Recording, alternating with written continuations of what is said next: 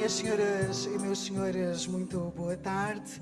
Solicitamos, por favor, que ocupem os vossos lugares. A cimeira terá início dentro de momentos. Informamos que estão disponíveis serviços de interpretação simultânea em português, inglês, francês e espanhol. Muito obrigada. Ladies and gentlemen, good afternoon. Please take your seats. The summit will begin shortly. Simultaneous interpretation is available in Portuguese, English, French and Spanish. Thank you. Mesdames et messieurs, bonjour. Nous vous prions de bien vouloir prendre place. Le sommet commencera dans quelques instants. Un service d'interprétation simultanée est disponible en portugais, anglais, français et espagnol. Merci.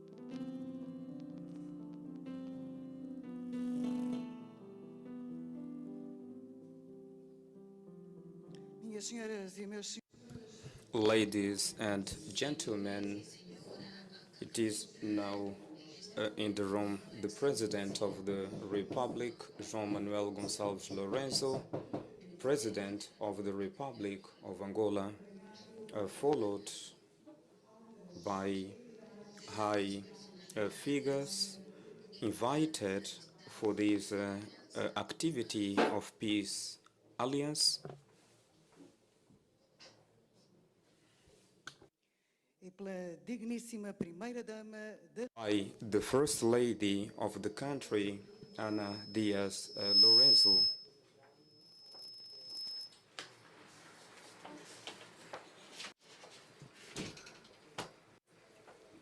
Oh.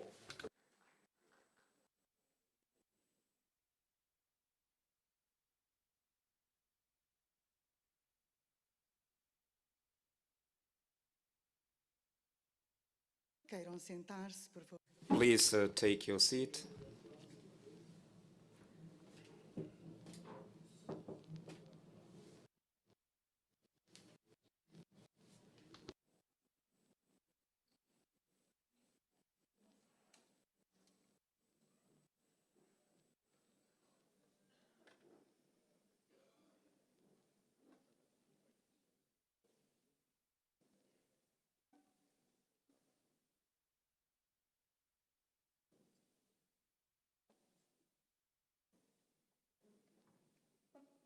Peço a todos os fotógrafos.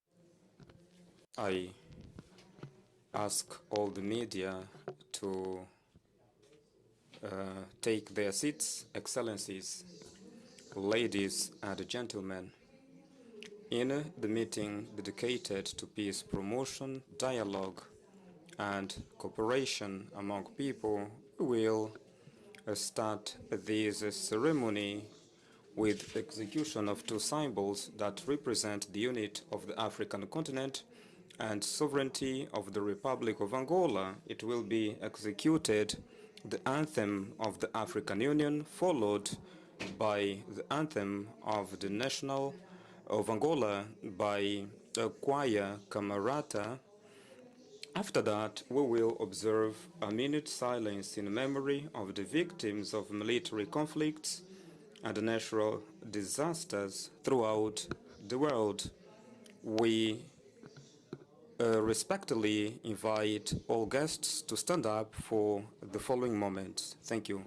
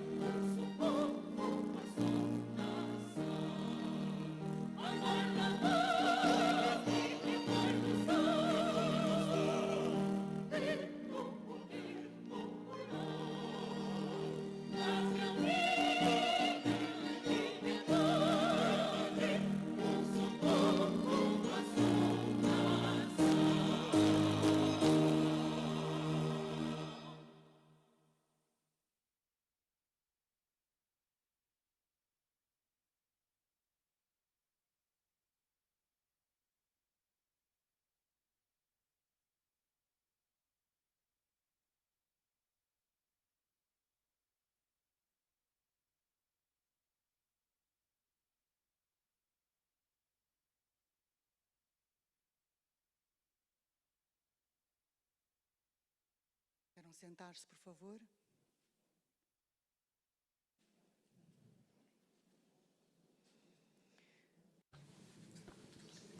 Excellencies, distinguished entities, ladies and gentlemen, it is with great honor that we welcome you to the official ceremony of the Summit of Alliance of Peace under topic An Appeal for Peace, to the End of Wars and to Respect of International Law, an initiative of the Alliance of Civilizations of UNAOC, organized in partnership with the government of Angola, that gathers together religious leaders, civil society, and experts from several parts of a similar issue, promote dialogue, reinforce international cooperation, and contribute to peace.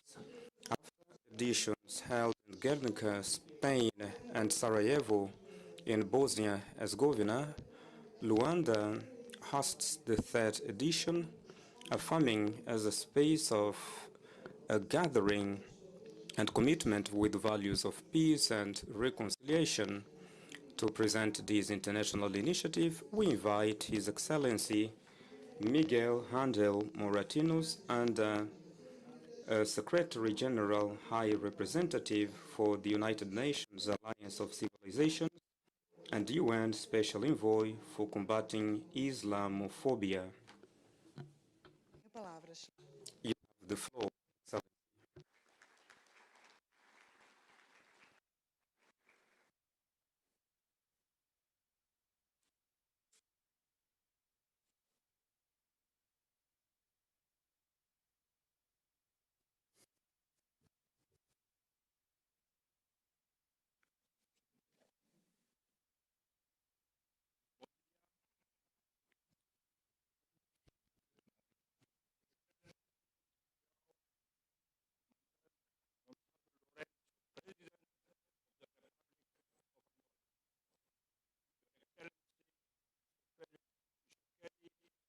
President of Democratic Republic of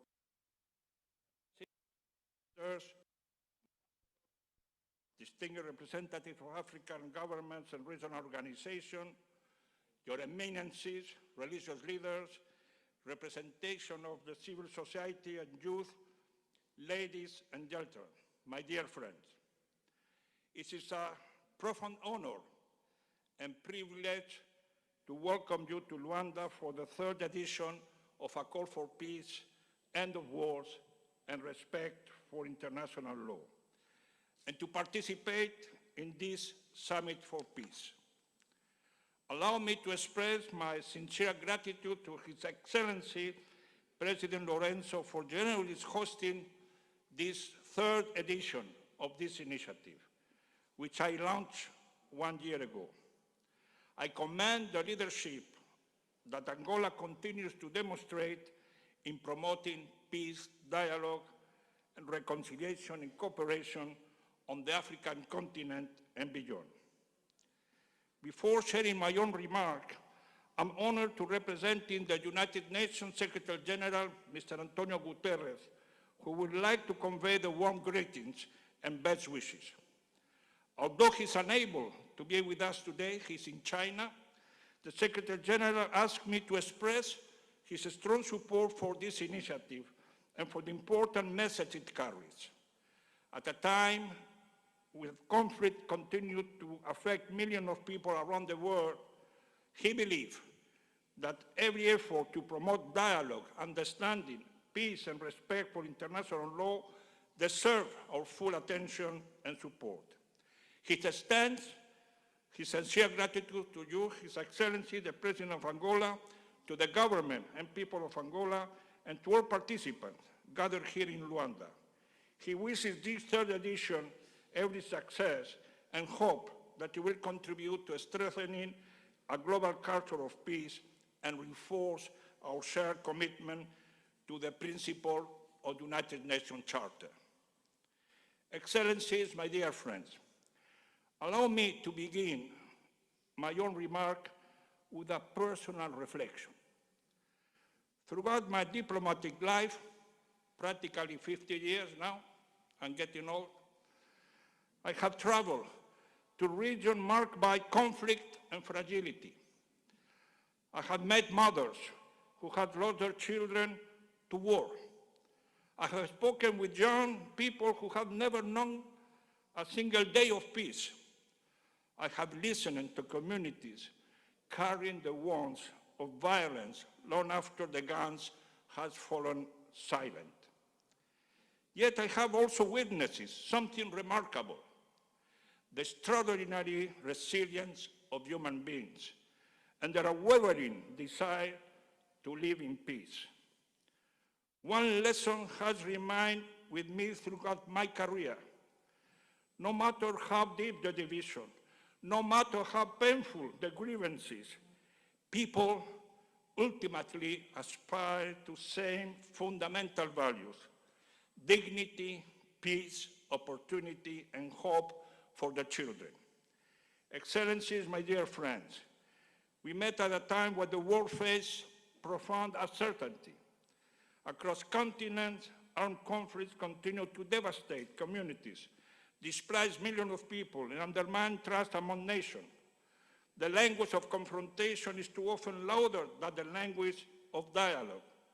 Military spending continues to rise while humanitarian needs grow ever more pressing. Many people around the world are asking whether peace has become more distant. Our answer today must be clear. Peace is not a dream. Peace, my dear friend, is a choice. Yes, a difficult choice. It's more easy to make war than to decide to build peace. And it reminds humanity great responsibility. It was this conviction that inspired the launch of this initiative. Our journey began in Gernika, and I salute here the mayor of Gernika, Jose Maria Gorroño, who is here with us today. Thank you, Mayor, to accompany us. Gernika has become a symbol of a tragedy of war. On the anniversary of his bombing, we gather to transform remembrance into action and to issue a collective equal appeal for peace, dialogue, and respect for international law. The initiative sought to remind the world that memory is high responsibility and that the lesson of history must guide our action today. The initiative then continued in Sarajevo, a city that symbolized both the devastation of conflict and resilience of the human spirit. Sarajevo reminds us that even after immense suffering, societies can rebuild, reconcile, and move forward together. It reminds us that diversity can be a source of strength and that dialogue remains the most powerful antidote to division. Today, my friend, the journey brings us to Luanda. There is a profound symbolism in the path of this initiative. Gernika reminds us of the horror that war can inflict upon innocent civilians. Sarajevo reminds us the immense human cost of violence, but also of the possibility of recovering coexistence. And Luanda reminds us that peace, when achieved, can create the condition for renewal, reconstruction, and hope. Angola, a country shaped by centuries of colonial violence and slavery, followed by the War of Independence, a long and brutal civil war. Yet today, Angola can proudly say that it's a nation of peace.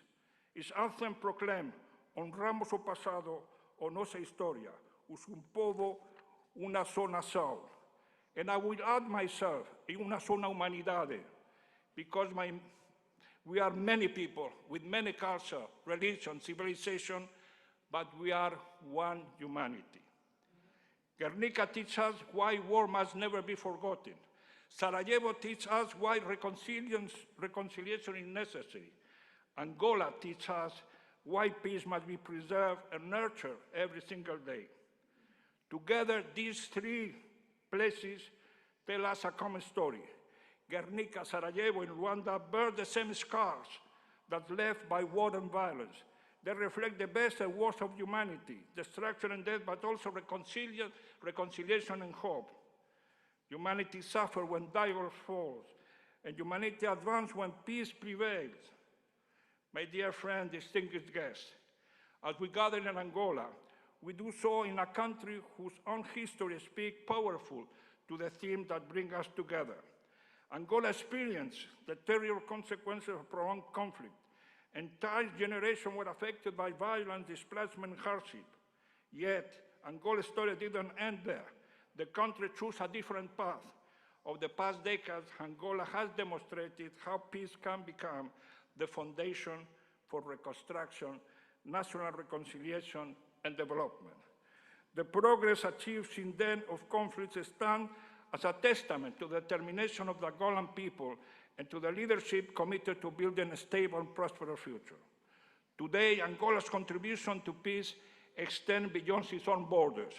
Angola has increasingly established itself as a respected voice for dialogue, mediation, and regional cooperation, supporting efforts aimed at reducing tension, encouraging political solutions, and promoting stability in Africa. Your action, Mr. President, to engage and keep an open dialogue with His Excellency President Tshisekedi are a clear example. In a world where division too often dominates our headlines, Angola offers an important reminder. Peace is not merely the absence of war. Peace is a presence of reconciliation, inclusion, and a shared national purpose. There could be no more appropriate setting for this chapter of our initiative. Ladies and gentlemen, there is another reason why this gathering is particularly significant. Africa's voice is indispensable in today's global conversation about peace. Africa is home to the world's youngest population. It's a continent rich in talent, innovation, culture, entrepreneurship, and opportunity. The future of global development, economic growth, and international cooperation will be profoundly shaped by the aspiration and leadership of African society. At the same time, part of the continent continues to confront challenges linked to insecurity, armed conflict, displacement, inequality, and climate-related pressure. These challenges cannot be addressed by military means alone. They require dialogue. They require preventive diplomacy. They require inclusive government. They require partnership based on trust and mutual respect. The world has much to learn from Africa's experiences in mediation, reconciliation, and peace building. The presence of high-level representatives from across the continent today demonstrate a shared commitment to building a future in which peace serves as the foundation for sustainable development and shared prosperity. Excellencies, the United Nations was founded in a simple but extremely powerful promise: to save succeeding generations from the scourge of war. Today, despite being elusive, that promise remains more relevant than ever. But peace cannot be sustained without respect for international law. International law is not an abstract concept reserved for lawyers and diplomats. It's the framework for protect civilians.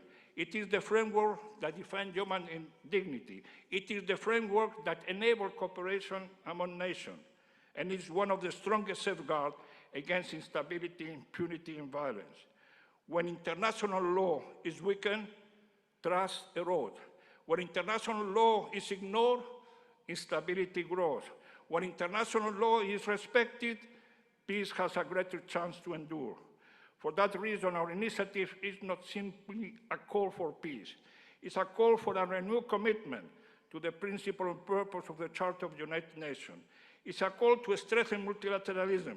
It's a call to restore faith in dialogue and diplomacy.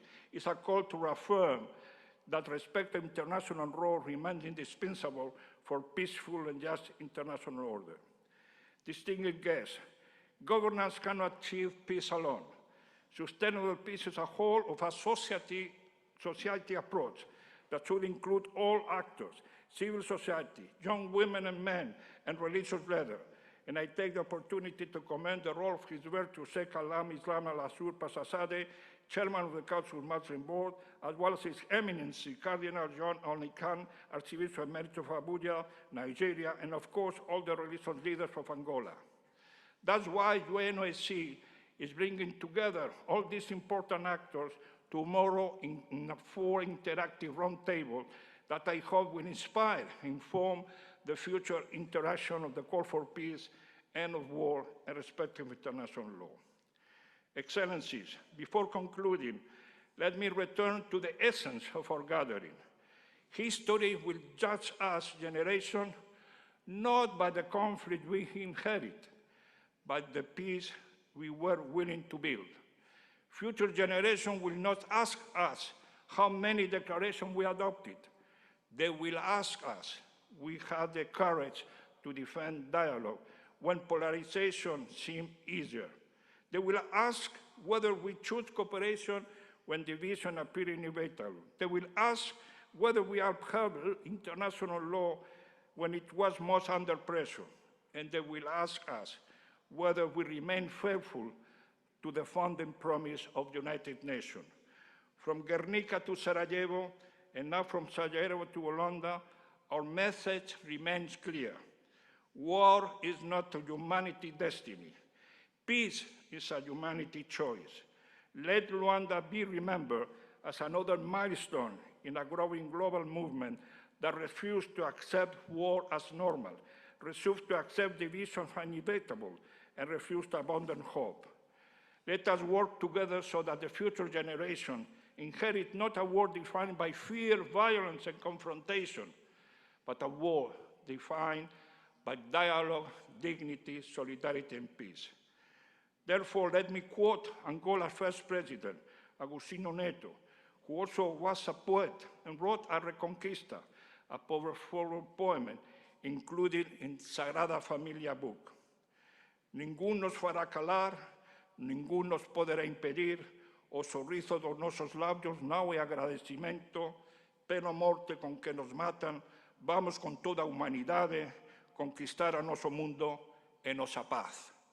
Yes, my friend, let's come together as one humanity to build a world of peace.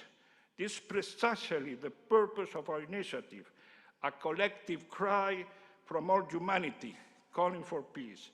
Angolans, Bosnians, Spaniards, we all need it and deserve peace. But don't Palestinian and Israeli deserve peace as well? Don't the people of Sudan deserve it? The people of Ukraine and Russia deserve it? Doesn't everybody deserve to live in peace? We cannot rest until all wars come to an end. Let's replace the drum of war with the bells of peace as we have this morning. I thank once again His Excellency, Mr. João Lourenço, President of Angola, for his leadership and hospitality. And extend my thanks to the Permanent Mission of Angola in New York for the support and collaboration over the past month. I thank all participants for the commitment and engagement, and I wish all of you a fruitful, inspiring, action-oriented gathering. Muito obrigado. Viva a paz.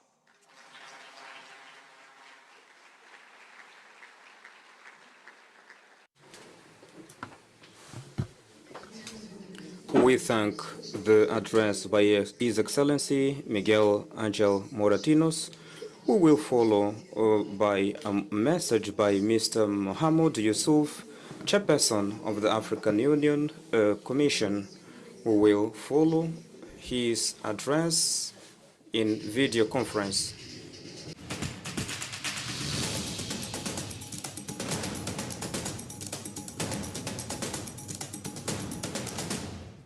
Excellences, Mesdames et Messieurs, c'est pour moi un grand honneur de m'adresser à vous à l'occasion.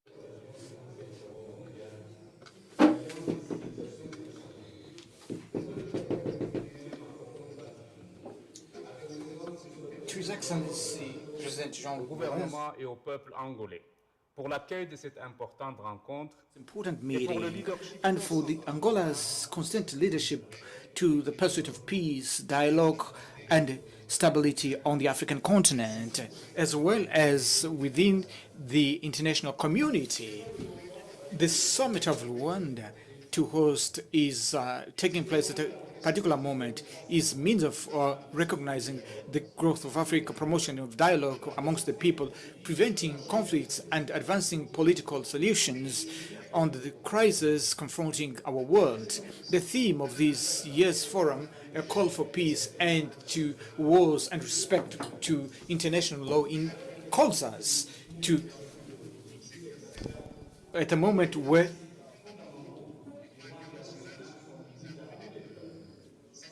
this call represents a collective responsibility.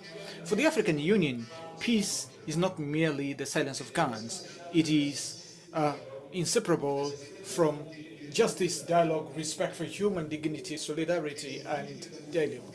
It requires strong institutions and active diplomacy in order to give privilege to negotiation rather than confrontation. Africa should face its challenges. So it's a continent of all diversity, dialogue, and coexistence. And it's a cradle of humanity. It is historic crossroads of civilization, cultures, languages, and religions, which over the centuries have learned to live together. Its experience this mediation mechanism prevents its commitment to peaceful settlement of disputes. Our union works today to political solution and African ownership of peace processes. But dialogue cannot flourish without respect for international law, respect for the UN Charter and the sovereignty for international humanitarian law and for protection of civil population must be universal, consistent, free from any kind of selectivity. The credibility of international order rests on the equal application of these principles to all. The Agenda 2063, the Africa we want, embodies this ambition to build an integrated, prosperous and peaceful Africa, fully committed to promoting effective multilateralism, a more just international order, and cooperation founded on mutual respect. Through this forum, let us reaffirm together a fundamental conviction: civilizations are not destined to clash. They are strengthened when they choose dialogue, attentive listening, mutual understanding, and respect for our shared humanity. The African Union will remain a steadfast partner of the United Nations Alliance for Civilization and all that is in the world in favor of peace, dialogue, respect for international law, and human dignity. I thank you for your kind attention. We thank the message by His Excellency Chairperson of the African Union Commission in a meeting celebrating dialogue amongst people and civilization. culture affirms itself as a language of bringing together identity and understanding. We therefore invite everybody to enjoy the first cultural performance of this ceremony with the Angolan musician Gabriel Chema.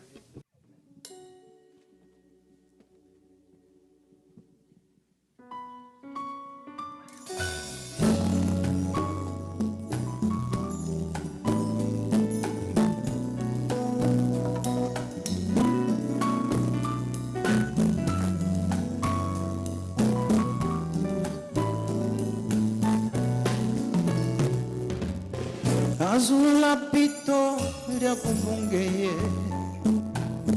Azula uive kuita chami Chize tangwa na kunyingikine Amitulo chishikwa munana wa Ivumbuye na shishile Chishiku ivulama Kanwere likwete vulama Nanguvula misayuma Yesu Azula, azula fito azula Liakumbungeye Azula, azula fito azula Ngwechingunjile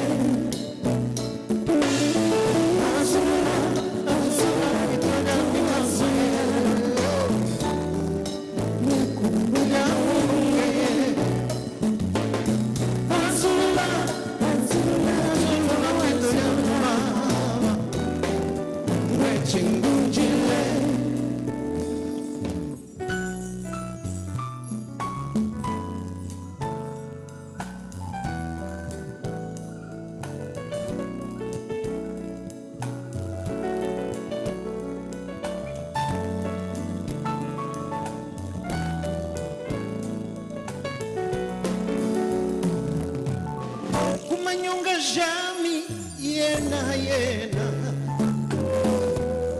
Kwilota yami yena Chikweha kulia mbunge kuliena Chikwanyuma seka jami nguli mbunge kuliene Kungombo munakaya yangu tahilango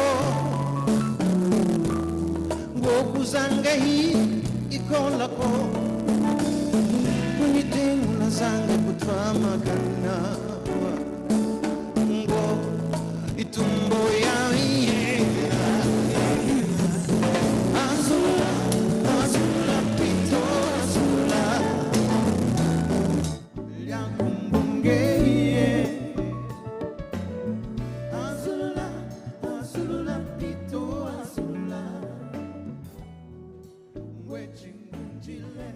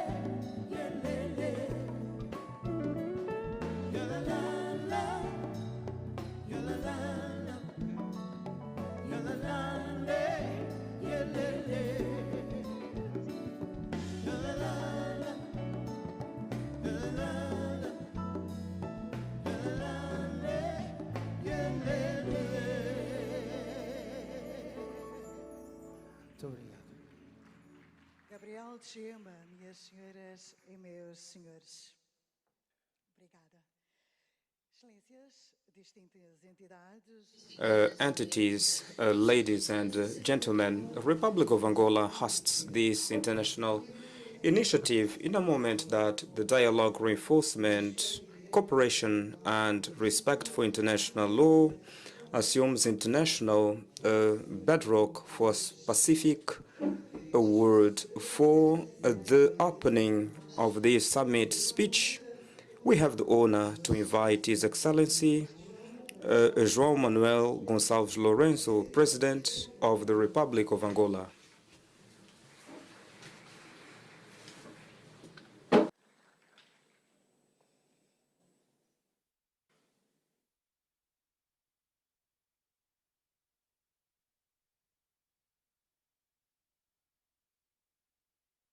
Tem a palavra, Sua Excelência.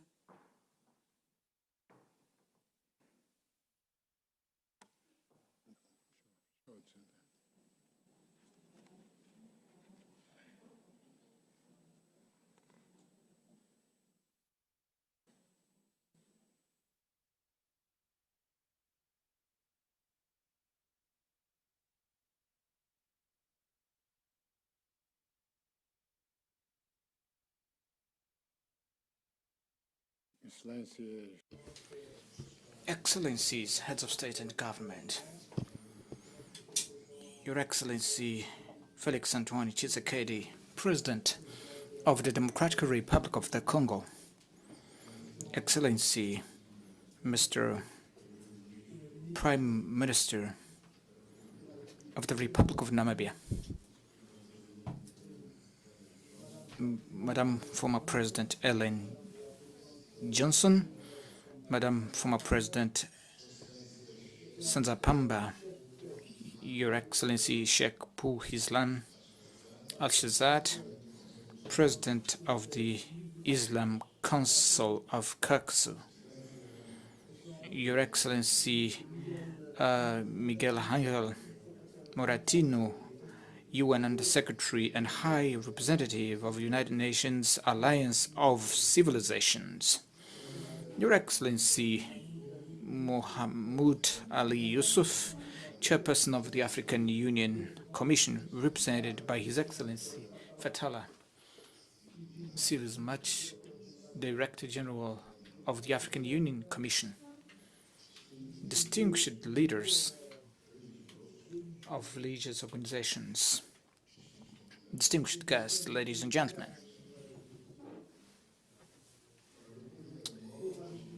It is a great honor for the Republic of Angola to host the summit organized in partnership with the UN Alliance of Civilizations. At a time when the world faces profound challenges to stability and understanding amongst nations, marked by persistent conflicts, humanitarian crisis, and geopolitical tensions. This summit is an opportunity for strengthening international solidarity, uphold the principle of the United Nations Charter, and ensure the respect for the norms governing relations among states. Your presence reflects the collective commitment to dialogue and cooperation as essential instruments for building a more stable and secure future. Since its establishment, the Alliance of Civilizations has advocated for a vision of rapprochement among peoples, which today proves even more relevant in the face of current global challenges. For that reason, more than a forum for discussion, this meeting should serve as a platform for mobilizing peaceful solutions, strengthening the role of multilateralism in preventing violence and promoting reconciliation amongst nations. Today, dialogue amongst civilizations has become an essential condition for global stability, as the current international situation has been deteriorating in a worrying manner. We continue to witness practices grounded on violence in the use of force and respect for the right to life and dignity of human person. The wars ravaging different regions of the world require restraint, responsibility, and negotiated solutions. It is therefore urgent that we join efforts to help resolve the armed conflict still prevailing in certain parts of the globe, namely in Eastern Democratic Republic of the Congo, in Sudan, in the countries of Sahel region, in Somalia, in Ukraine, in Myanmar, in the Middle East, including Palestine, Lebanon, and the Persian Gulf. It is also imperative that we combat without respite terrorism, the growing use of mercenarism to overthrow democratically elected governments, as well as the political changes made in defiance of the norms of each state's domestic law and international law. We cannot remain indifferent in the face of this escalation of wars, conflicts, and tensions, whose effects impact security, the global economy, and fundamental principles of international relations. States must take firm position in defense of these principles. The multilateral system must be more representative, effective, and inclusive, capable of responding to the contemporary challenges. We are facing a moment that calls for action, in which we must prioritize diplomacy, mediation, and prevention as pathways to achieving long-lasting stability. Distinguished guests, Angolans know well the cost of war and the value of forgiveness. We have a unique sensitivity to these issues arising from our own historical experience. For us, peace is an achievement attained through sacrifice and consolidated over the years through national reconciliation. Our country lived almost 3 decades of war after the attainment of national independence. It was a difficult period in which the priority was to mobilize all possible and available resources, both human and material ones, in order to achieve peace, which fortunately, with the contribution of all vital forces of the nation, was achieved on the 4th of April 2002. Only from that day onward was it truly possible to build a democratic state governed by the rule of law, to reconcile the nation, and to design and implement a broad program for the reconstruction of infrastructure and to define public policies more centered on development of people. Angola is today a stable and secure country, open to domestic and foreign private investment, which continues to consolidate its democratic process through regular holding of general elections and the guarantee of the fundamental rights and freedoms of the citizens. Thanks to peace, we now have the conditions to make sustainable investments in road, ports, airport, energy production and distribution, water production and distribution, telecommunications, infrastructure, as well as education, health, housing, and to transform former battlefields into areas of agricultural production, thereby ensuring food security and diversification of our economy. Despite the challenges that still remain, Angola is proud of the achievements it has been making in the most diverse areas of national life. Our current focus is to improve the quality of life of the entire population through the expansion of infrastructure, diversification of the economy, the increase in employment opportunities, and the strengthening of social protection and inclusion. Our experience teaches us that no objective justifies the destruction and suffering caused by war, and that peace is built through dialogue, inclusion, and trust. We are fully convinced that the primary element for the building of prosperity of any country is domestic peace and security. It is not possible to ensure prosperity and economic social development in an environment of war and conflict. Angola maintains its commitment to mediation and to the promotion of African solutions to African challenges in cooperation with international partners, seeking to contribute to the strengthening of the African peace and security architecture and of mechanism for conflict prevention, management, and resolution. It is within this framework that we will continue to promote the Luanda Biennale, the Pan-African Forum for the Culture of Peace, whose fourth edition shall convene this year as a platform for dialogue and crisis prevention. We advocate for the strengthening of the cultural and educational dimension in international conflict prevention strategies.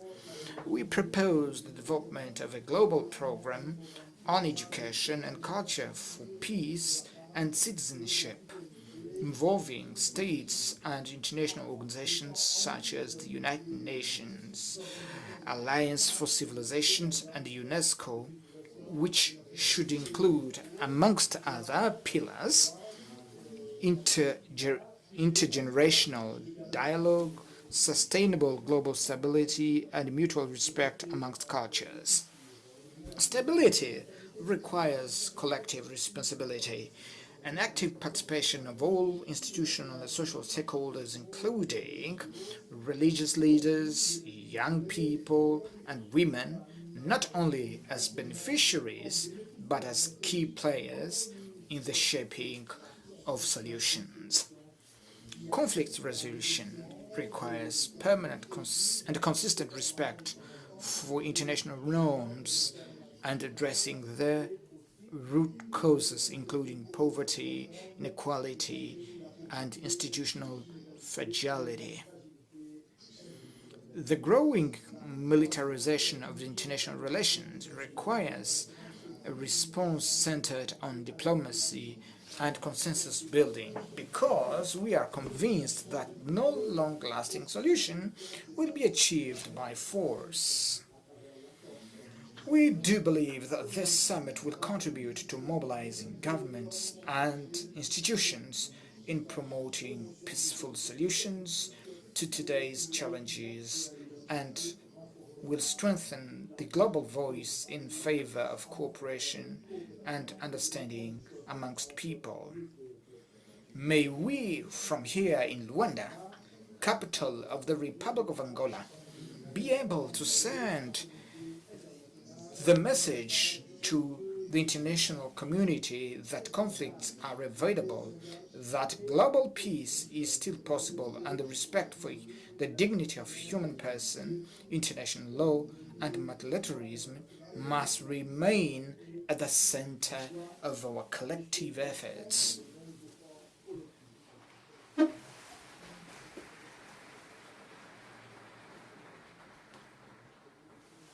May this gathering inspire concrete commitments to put an end to the conflicts that continue to cause destruction, mourning, pain, and suffering in various regions of the globe. Angola hereby reaffirms its commitment and resolve to working with all international partners to build a safer, fairer, and more inclusive future for all human beings, regardless of their culture, religion, gender, or any other discriminatory or exclusionary criterion. I would like to commend the joint teams of the Angolan government and the United Nations that worked on organizing this event and urge everyone to take part in the debates that will follow by contributing to the crafting of solutions to the challenges of global stability and security. With these words, I declare open the summit of the Alliance of Civilizations that is taking place under the theme A Call for Peace, an End to Wars and Respect for International Law. Thank you very much for your kind attention.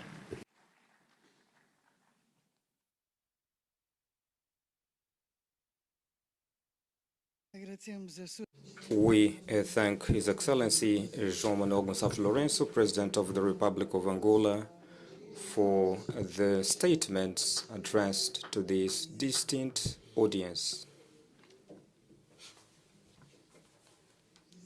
We proceed with interventions of heads of state and government invited to this summit of Peace Alliance.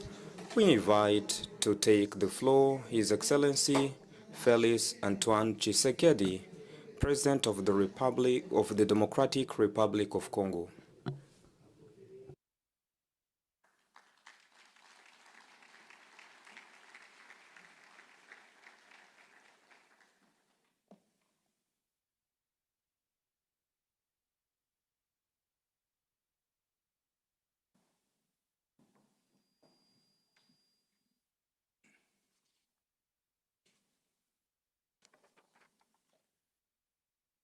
Excellences, Monsieur João Manuel Gonçalves Lourenço, Président de la République. Excellency João Manuel Gonçalves Lourenço, President of the Republic of Angola, my dear friend, dear representative of Alliance of Civilization of the United Nations, Excellencies, former heads of state and heads of government,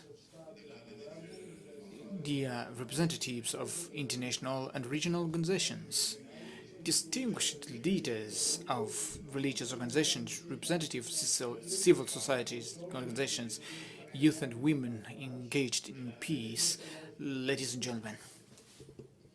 I would like, first of all, to express my profound gratitude to my brother, His Excellency João Manuel Gonçalves Lourenço, President of the Republic of Angola, for his kind invitation and for the warm accommodation given to me and my delegation, as well as for organizing this international summit dedicated to one of the requirements of the most essential of our time, to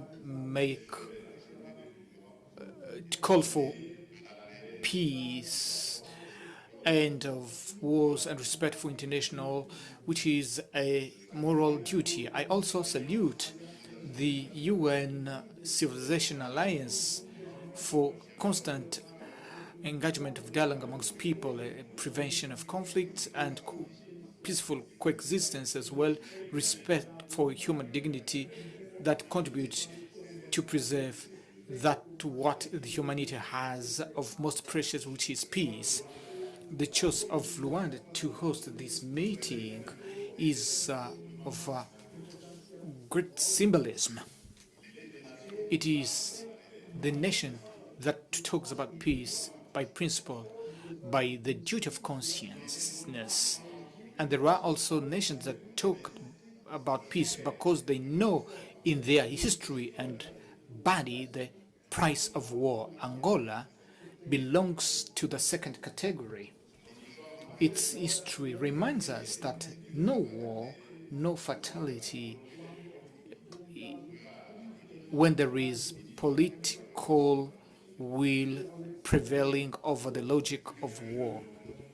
More than a gathering, Luanda is a witness of a people that emerged from war by building the institution and reconcile its sons and daughters, and mainly to become a renowned actor of stability, mediation, and peace. That's why I would like to commend Mr. President by the important role that Angola is playing under your leadership on the regional efforts for dialogue and de-escalation, namely in the Great Lakes region, where your country is a great partner for peace, stability, and African cooperation. Excellencies, ladies and gentlemen, the topic gathering us today, a call for peace, end to wars, and respect for international law, it's not just a diplomatic title, it is an urgency. It translates a demand. It demands our common responsibility in as much as our world is going through a moment of profound tensions. Conflicts are multiplying, humanitarian crisis is deteriorating, and civil population continue to play the highest brunt of the war. In various continents, villages are destroyed, families are scattered, children grow away from their children, in camps of refugees or displaced. Women, they carry in their body and the memory the wounds of violence which they have not caused or chosen. Behind any conflict, there are lives, generations that are deprived of future, and people condemned to uncertainty for their tomorrow. Given this reality, we should speak clearly, talk about peace. Peace cannot be reduced to this provisional silence of arms, but it's true peace. It relies on law, demands justice, and calls for the truth. It imposes on protection of civilian population and imposes the respect for sovereignty of states, their territorial integrity, and the commitments freely made. It demands, above all, that the international message should prevail its value. The principles should not be applied in a selective manner, and that the law should remain the common measure of our responsibility. That's why the respect for international law is not a formula of circumstance or language of convenience. It's a condition, a prerequisite for universal and long-lasting peace. The UN Charter remains until today the only safeguard of our common living.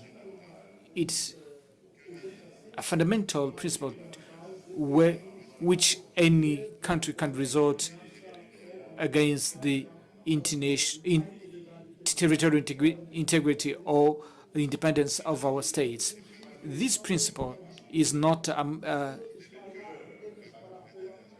is a heart of international law.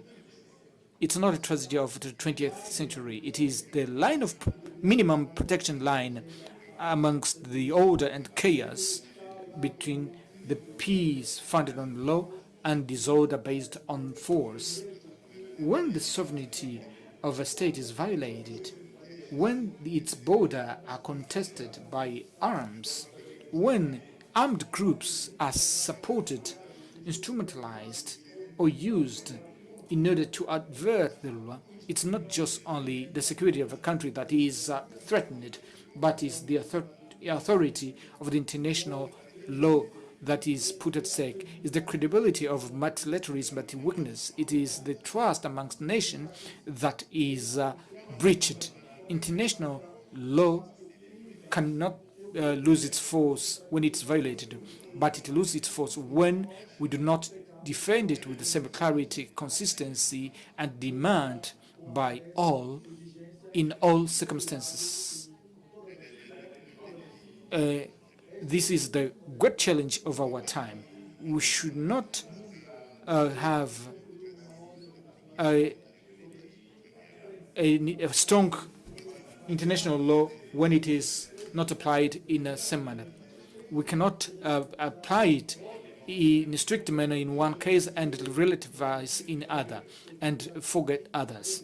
We cannot demand the people, or the law of multilateralism, if multilateralism is still silent or powerless in face of violation of the law.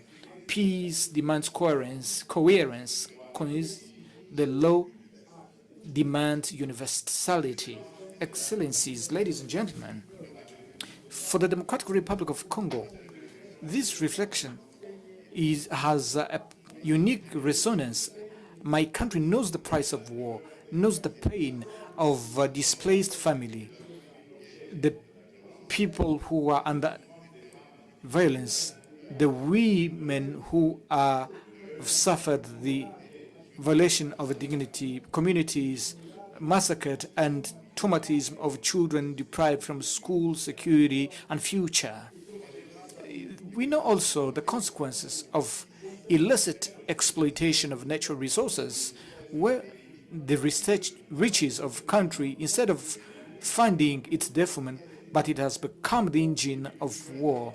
For many years, my country faces in eastern part a situation of security and humanitarian situation that is dire, marked by activism by armed groups, massive displacement of civilian population, violation of human rights, attempt to its territorial integrity, and external interference. This reality is not only a national test, but it's a test for our region, for Africa, and for the whole international community. In the meantime, the Democratic Republic of Congo is still engaged in dialogue. It is engaged in diplomatic regional efforts, even those one at continental and international level. It salutes the peace initiatives led by the African Union, by regional organizations, by UN, by facilitating countries and international partners. It recognized the efforts made in order to de-escalate and cease hostility and peaceful resolution of conflict, as well as bringing stability to the Great Lakes region. But peace cannot be a suspended promise. It should be translated into concrete actions. It should be seen on the ground and should restore the state authority and ensure the protection of civilian population, and should also allow the return, the voluntary, dignified, and secure return of refugees, and at the end should open the way towards justice, reparations, and reconciliation.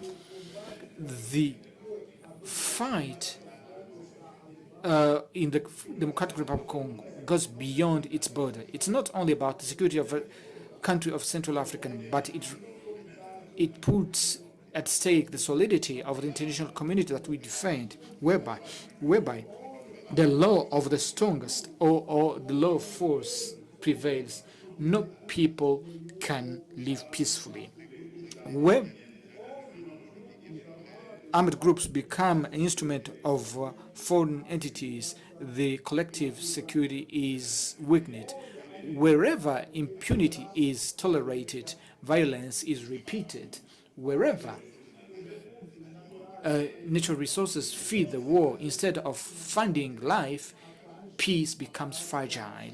Where suffering of civilians is banalized, our common humanity is at stake. That's why we should refuse the banalization of war.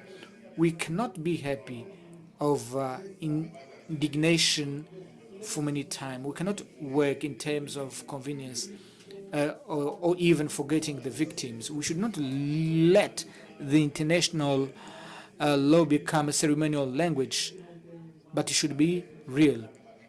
The pain, condemnation should not only emerge on declaration, but should be in act and should be consolidated through justice and defend, and as well as accountability when it is breached. And we should be courageous in our measures. Excellencies, ladies and gentlemen, Africa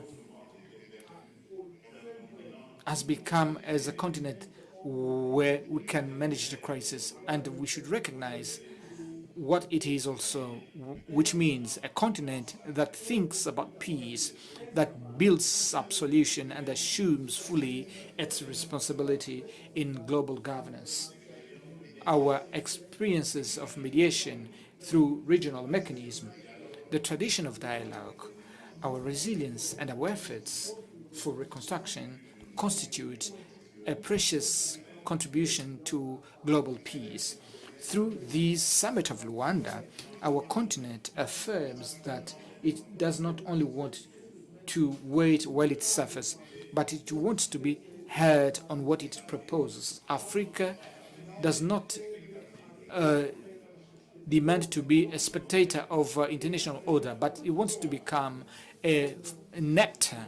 That's why we call for a fairer global governance that is more representative, more balanced, and more coherent.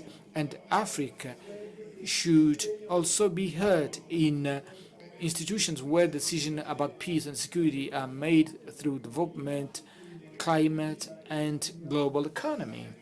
The reform of global governance is not an abstract demand, but it's a demand of legitimacy, efficacy,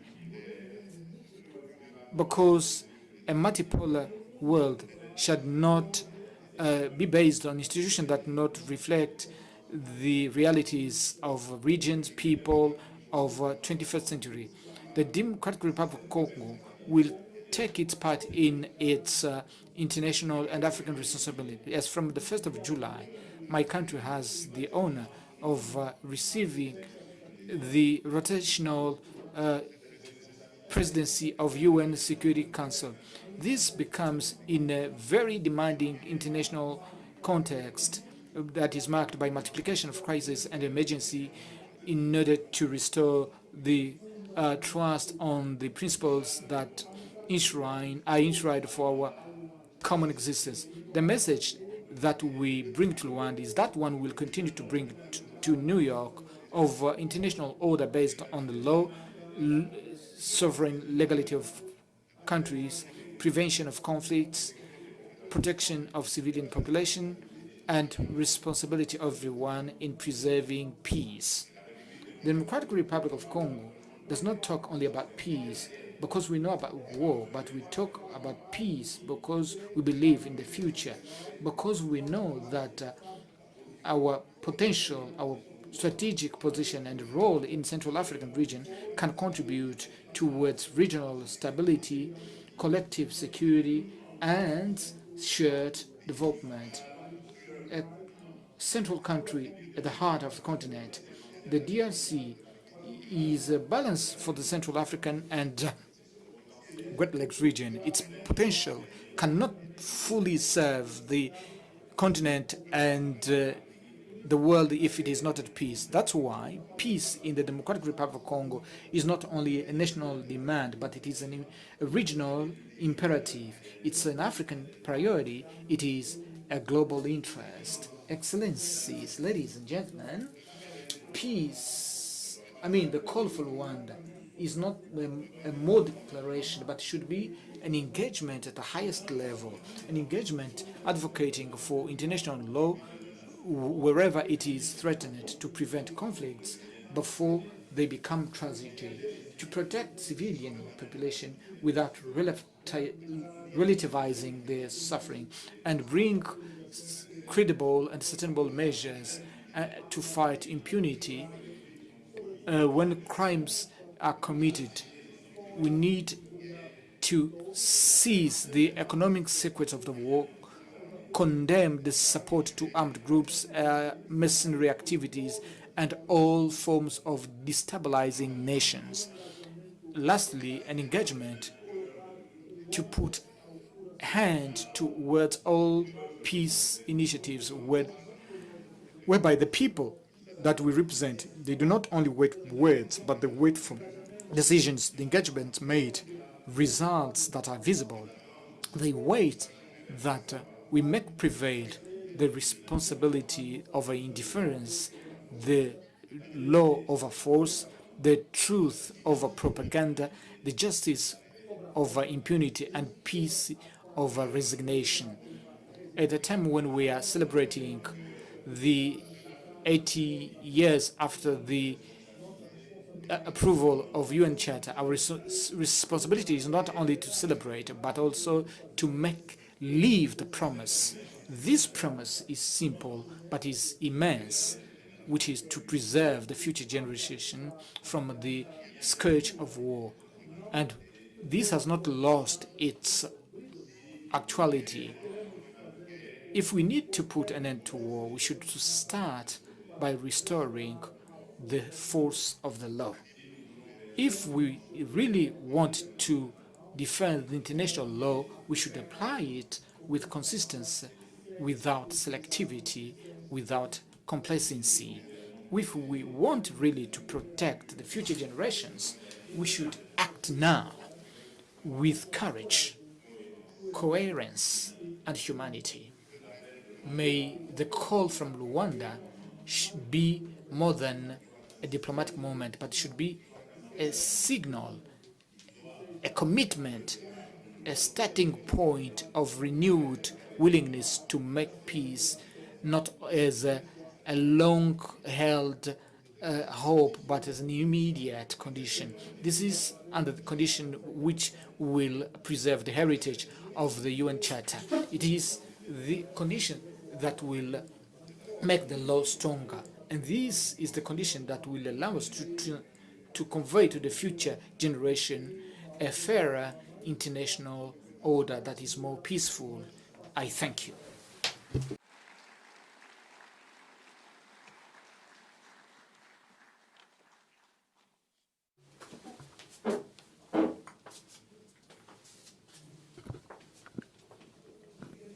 We thank the message of President Felix Tshisekedi, President of the Democratic Republic of Congo.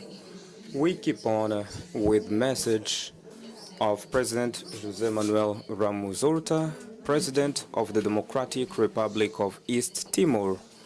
We will follow his message online.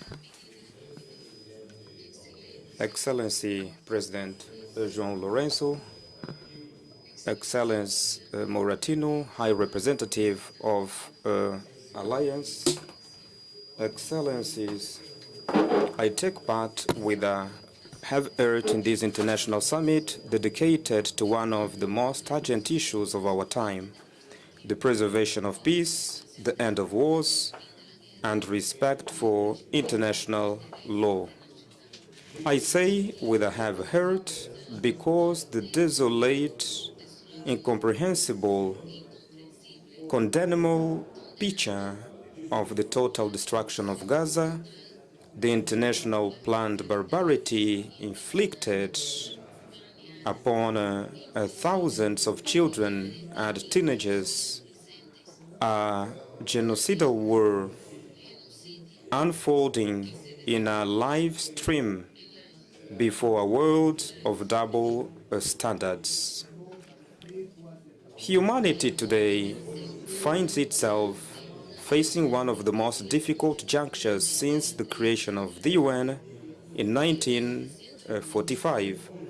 After 2 world wars that caused unimaginable suffering and millions of victims, the international community united around a historic commitment to prevent future generations from once again experiencing the horrors of war. The United Nations Charter enshrined fundamental principles that remain the basis of an international order: respect for the sovereignty of states, equality among nations, peaceful resolution of conflicts, and the rejection of the use of force as an instrument of international policy. 8 decades after the creation of the United Nations, we are witnessing the resurgence of wars and protracted conflicts, the worsening of humanitarian crises, the increase in forced displacement of populations, growing trade tensions, tariff barriers, energy and food crisis, as well as the increase of natural disasters associated with climate change and the emergence of new health and pandemic crises. The increasingly interconnected threats test the capacity of the international community to respond in a coordinated manner to the global challenges. And it is obvious that we have all collectively betrayed the innocent victims, women and children, the elderly, persons with disabilities, the sick, who are dying before our eyes on live streaming. The rapid technological advancement, the spread of disinformation, the growing geopolitical competition, and the deepening of economic and social inequalities are following new forms of instability, exacerbating the divide among states, peoples, and communities. Island countries and the states of the Pacific Islands Forum, the countries gathered in a G7 plus group of fragile states, are among the most vulnerable to the cumulative effects of these multiple crises. They are often the first to suffer the consequences of supply chain disruption, food insecurity, market volatility, extreme weather events, and the shortages of essential resources. These realities worsen poverty, hunger, and undernutrition, undermine sustainable development, and force our country to divert the scarce resources from education, health, social protection, and productive investment in order to respond to successive emergencies. Peace is not merely the end of war. Peace is a permanent process, fostering political inclusion and advancing human development. For decades, our people in Timor-Leste suffered the consequences of the violence of war, but we know peace is also born of courage, of perseverance in dialogue, and of the ability of peoples to transform suffering into hope. The appeal of this summit is a call to humanity. We must break the vicious cycle of violence and replace the logic of confrontation with the culture of dialogue and cooperation. We can imagine a true alliance of peace, an alliance that brings together states, international organizations, religious leaders, young women, civil society, and all those who believe that peace is possible. Young people must be recognized as fundamental partners in conflict prevention. Women must play a central role in the process of mediation, reconciliation, and peace building. Their participation strengthens the legitimacy and sustainability of the solutions found. Religious and community leaders likewise have a special responsibility in promoting dialogue, tolerance, and peaceful coexistence. We must also reaffirm that peace and development are inseparable.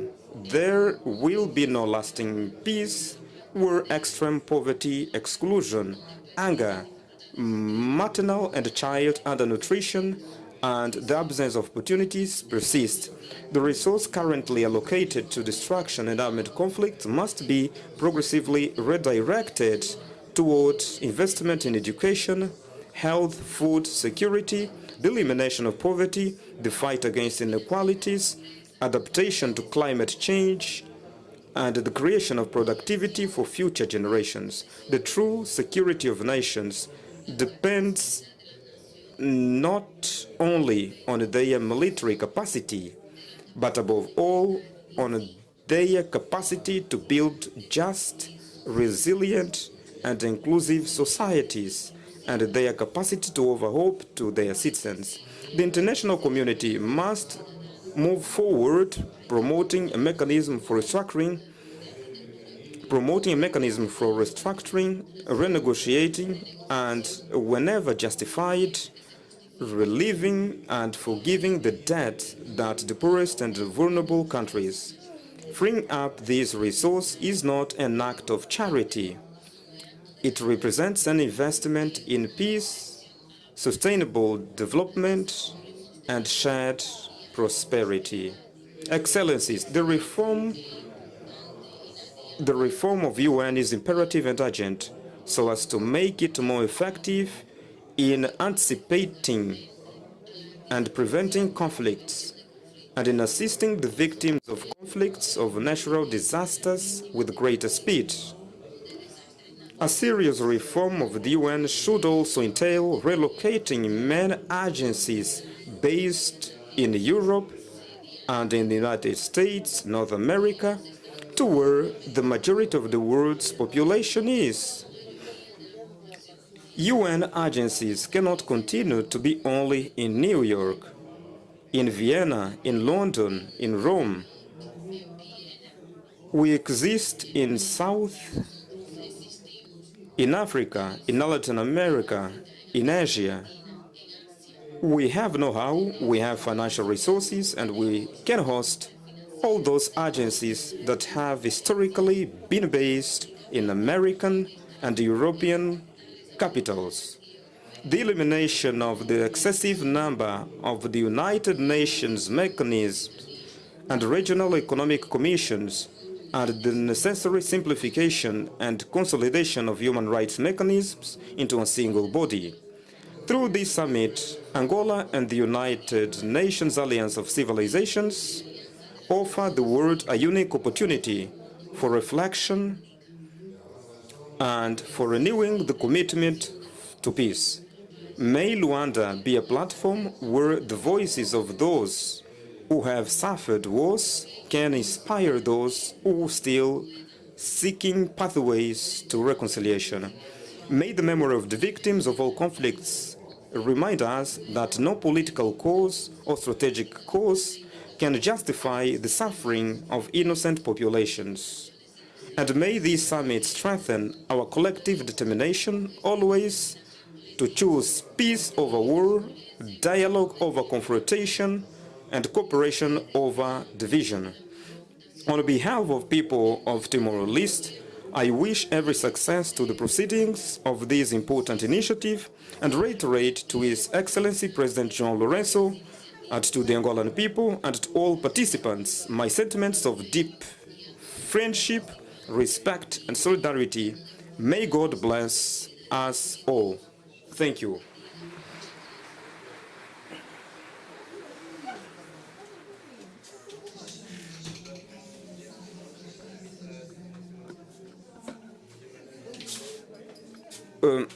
Of the Timor-Leste Republic. Now let's follow the message of His Excellency António José Seguro, President of the Republic of Portugal, also online.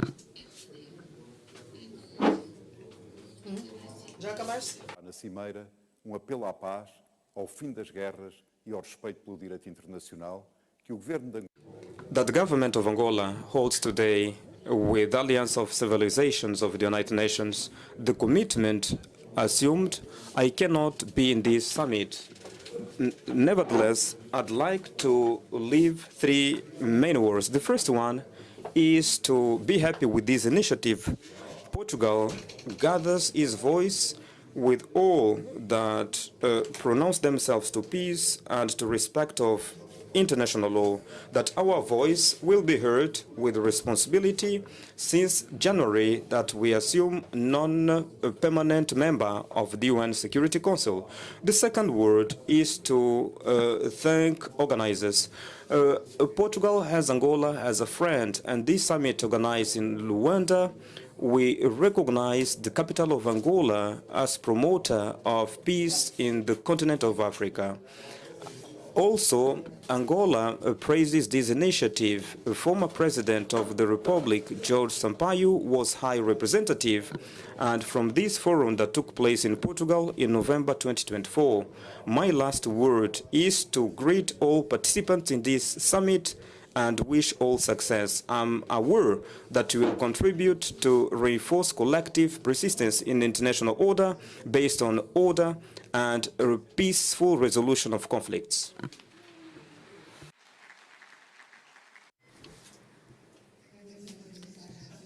Thank you for the message of His Excellency, the Republic of the President of the Portuguese Republic. We would like to follow the intervention of His Excellency José Pereira Neves, President of Cape Verde, that will also be shared online. Excellency, President of the Republic of Angola, my dear brother, Excellency, Head of State and Government, High Representatives of the United Nations for the Alliance of Civilizations, distinguished civil authorities and military authorities present, ladies and gentlemen. It is an honor to participate in this Luanda meeting, a city that symbolizes strength, resiliency, and hope of the African continent in a reflection that our time has made urgent. I would like to thank the President of the Republic of Angola for the invitation to participate in this reflection moment and dialogue. We made in an era of uncertainty. The geopolitical panorama is far from working towards the Cold War and harmony which is desired. And this leads to a threatening regression from East Europe to Middle East, going through the heart of our African continent.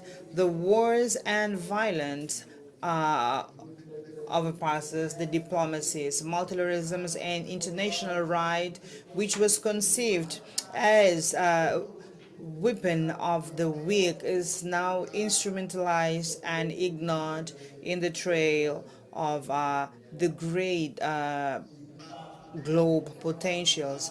The impact of these disorders are not asymmetric to those that less contribute to the stability, which are severely suffering in these repercussions.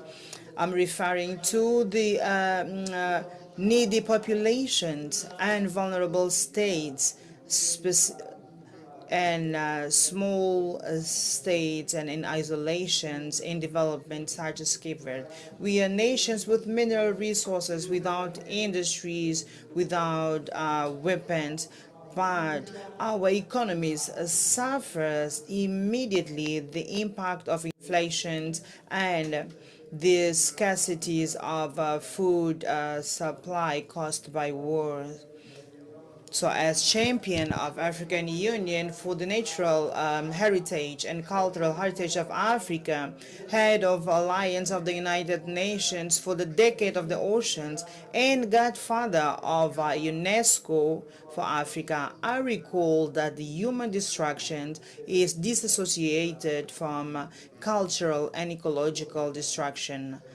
The oceans, the coastal fronts, the environment, that places ourselves and our histories, and these demands a preservation ethics and not devastations. Peace architectures is not built with the absence of war, but with the presence of justice and dignity, where the solution resides. The response obliges us to reconfigure the development concept, and we should put the human being and his dignity at the center of our civilization. This was profoundly debated at the current international conference hosted in Praia, where it was demonstrated that dialogue and cultural ethics and the knowledge are natural antidotes against extremisms. We also learned that identity is not a frustrated system, but a bridge It is a space of influence. The efficiency of this model is based on universal virtues which sometimes find echo on the stages that are unexpected, and I'm referring to the sport competitions globally. The current participation of our national soccer team, the Blue Sharks, that participated in this cup. They didn't do it due to the economic power, but because it was anchored in three pillars that have been forgotten by international relations, contemporary international relations: legitimate force, collective obligations, and institutional discipline. Always respecting rules and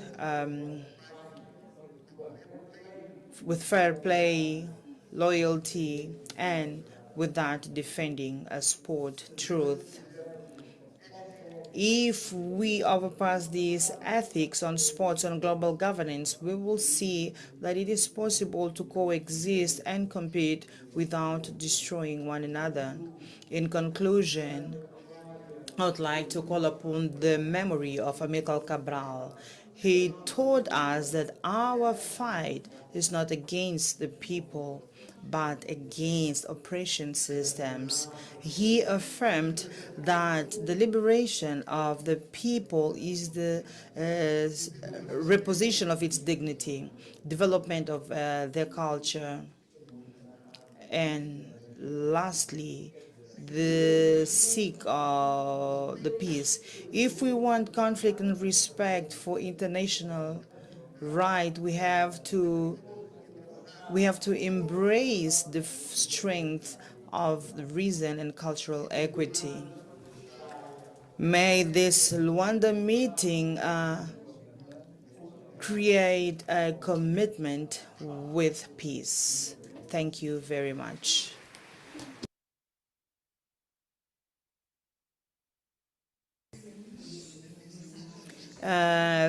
Thank you for the message of His Excellency José from Cape Verde.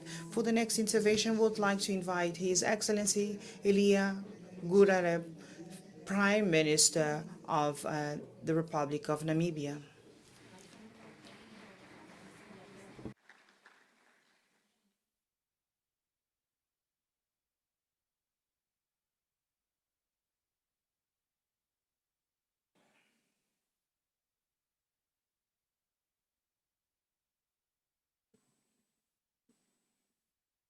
For an event like this to be held in Luanda,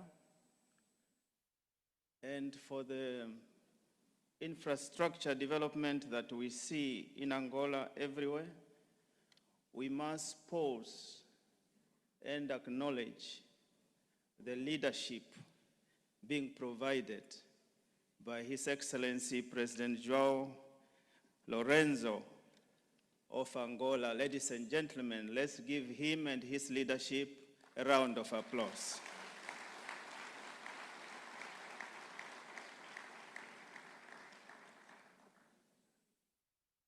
Is the word bon dia or boa tarde? Bon dia? Boa tarde.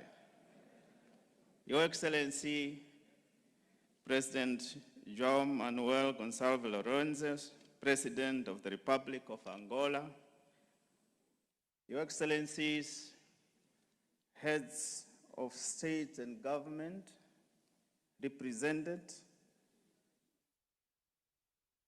the representative of the United Nations Alliance and Civilizations, Your Excellencies, former heads of state and government, in particular, our youngest former president of the Republic of Liberia, the leadership present at all levels of the Republic of Angola, Honorable Hishono, Member of Parliament of Namibia, our Ambassador Leonard Ipumbu, Ambassador of the Republic of Namibia, accredited to Angola, distinguished representatives of the youth, women, and civil society, ladies and gentlemen, first and foremost, I wish to extend fraternal and warm greetings from our presidents, Her Excellency President Netumbo Nandi Ndaitwah. She would have wanted to be here, but because of other equally compelling national engagements, she could not make it to be here, and she sends fraternal greetings to you, Your Excellency, her brother, as she says. I also wish to express Namibia's sincere appreciation to you, Your Excellency, to the First Lady, to the government, to the people of the Republic of Angola, for the warmest welcome extended to us as a delegation since our arrival here in the historic city and beautiful city of Luanda, which, as Your Excellency knows, has been home to many Namibians during the liberation struggle, including our founding president, the late Dr. Sam Shafishuna Nujoma. Your Excellencies, indeed the government of the Republic of Angola and the United Nations Alliance of Civilizations should be applauded for convening this timely summit under the theme, A Call for Peace, the End of Wars, and Respect for International Law. We commend you for placing peace, dialogue, and respect for international law at the center of this important gathering, and for providing a platform where Africa and the wider international community can reflect collectively on the pathways towards sustainable peace regionally and globally. We are gathered here recognizing that international security architecture is not being effective in maintaining international peace, preventing and ending conflicts and wars, and respecting international law. Therefore, let us seize this opportunity to call for a stronger global constituency for peace, which is firmly anchored in the Charter of the United Nations. Respect for international law, dialogue among civilizations, and our shared responsibility to end wars and safeguard the dignity of all humanity. Namibia associates itself with the mission of the UN Alliance of Civilizations and reaffirm our commitment to respecting diverse cultures and religions. We therefore applaud faith communities and various leaders, youth and women present here for being indispensable partners of peace and unity. Our participation as Namibia in this important summit is guided by a profound conviction in our own history, which has taught us the enduring value of peace, solidarity, and respect of international law. Our independence in 1990 was achieved through the unwavering determination and sacrifices of the Namibian people, supported by the solidarity of the international community, supported by the people of Angola, or as we say in our national anthem, their blood waters our freedom, including the blood of Angolans. And therefore realize through the United Nations-led peace process under the auspices of the United Nations Security Council Resolution 435 and the ultimate deployment of UNTAC. Therefore, for Namibia, respect for the Charter of the United Nations and international law is a guiding principle of our foreign policy, which is deeply embedded in our national history and identity. Your Excellency, it should be recognized that Angola's own remarkable journey from a long and painful conflict of reconciliation national reconstruction, and regional engagement in support of peace stands as a powerful testament to what political leadership, dialogue, and perseverance can achieve. In recent years, Angola has conducted and has continued to contribute to efforts aimed at promoting peace and stability on the continent, including through its engagement in facilitating dialogue and mediation efforts in the Great Lakes region. Namibia commends Angola's commitment to Africa-led solutions and its continued contribution to the pursuit of peace, security, and stability on our continent. As we deliberate and reflect on achieving international peace and ending wars, as nations, we should recognize that our responsibility of marinating peace and security indeed extends beyond our borders. Peace and security in our region remain central to our collective prosperity, and hence we should continue to call for an end to wars and collective champion respect of international law. Let us, as Africans particularly, join hands and commit to the unfinished business of economic empowerment, wherein natural resources beneficiation will create jobs and must improve the standard of living of all our people, especially youth and women. In this spirit, Namibia supports the alliance call to rebalance global priorities from the machinery of war towards development, prevention, and human dignity. Your Excellencies, I wish to underscore 4 points of Namibia's enduring conviction, which I believe this summit should take into consideration. First, Charter of the United Nations and international law must remain the cornerstone of relations among states. The principles of sovereign equality, peaceful settlement of disputes, non-interference in the internal affairs of states, and respect for sovereignty, territorial integrity, and political independence must be upheld consistently and universally. A rules-based international order can only endure when these principles are applied equal to all. Second, Namibia remains steadfast in its support for the inalienable rights of all peoples to self-determination. In this regard, we reaffirm our unequivocal support for the inalienable rights of the Palestinian people to self-determination, for a just, lasting, and peaceful solution based on the relevant United Nations resolution and the two-state solution. Equally, we reiterate our unwavering solidarity with the people of Western Sahara and call for the full implementation of relevant United Nations and African Union resolutions, including the holding of the United Nations-backed referendum on self-determination. It also remains our unequivocal position that the US-imposed embargo on Cuba must be lifted and the people of Cuba should live in peace, harmony, and with human dignity.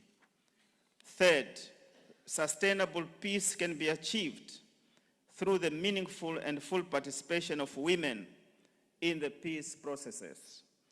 In this connection, Namibia has positively contributed to the global women, peace, and security agenda.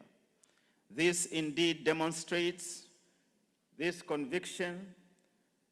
The country that, as a country, Namibia has presided over the United Nations Security Council at the time of the adoption of the United Nations Security Council Resolution 1325 in 2000. Namibia has remained committed to advancing the role of women as agents of peace and security.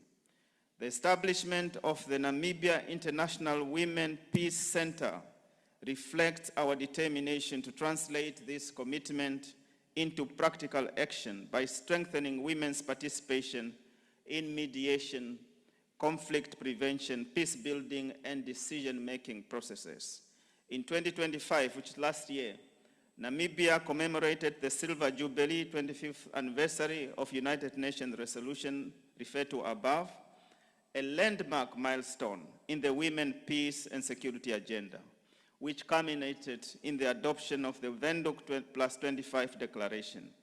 The declaration serves as a key outcome document aimed at accelerating the implementation of Women, Peace and Security Agenda and reaffirming our collective commitment to ensuring that women remain central actors in conflict prevention, peace building, and sustaining peace. Our experience has demonstrated that women participate, but that when women participate fully and meaningfully in decision-making and peace processes, societies emerge stronger and peace become more durable. Equally, young people must be recognized not merely as beneficiaries of peace, but as indispensable partners and co-architects in building and sustaining it. Namibia, therefore, supports the Alliance investment in young people as peace builders and as bulwark against hate speech and radicalization. Fourth, we should acknowledge that multilateralism is under threat. International law is under threat.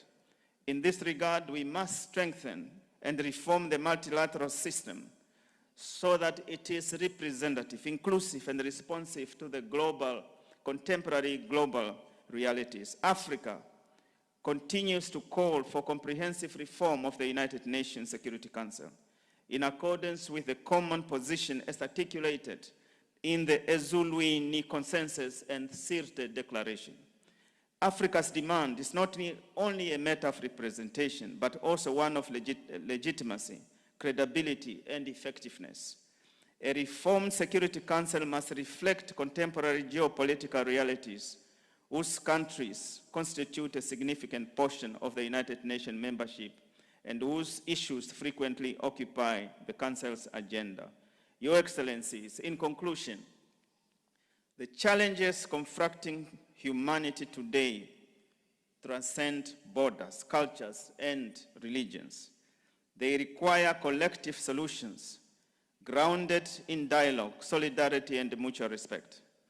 It is therefore incumbent upon all of us, governments, international organizations, faith communities, women, young people, and civil society, to reject division, intolerance, and violence, and to become active champions of peace.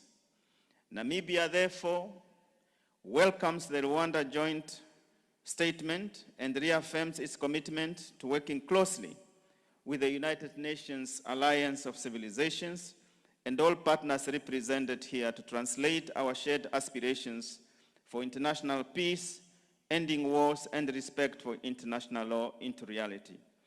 We are confident, with the leadership being provided by Your Excellency President Lorenzo, that nothing will be impossible.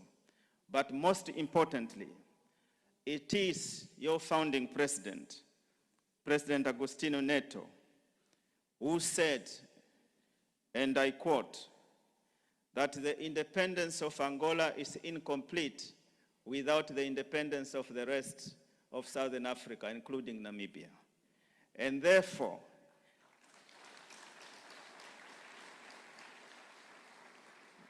let us continue to place humanity at the center of all we do and all we say.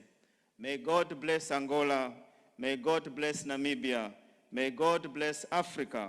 May God bless humanity. Muito obrigado.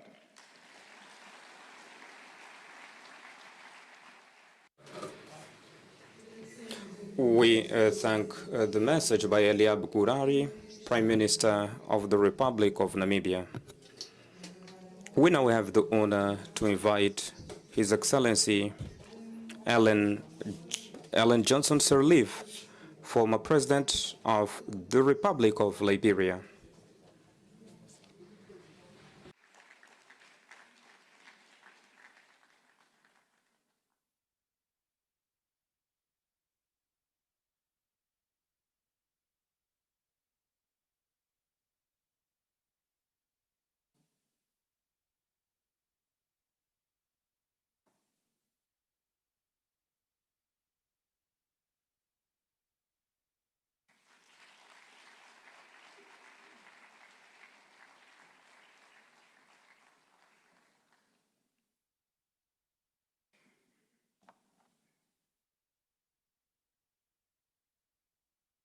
Excellency,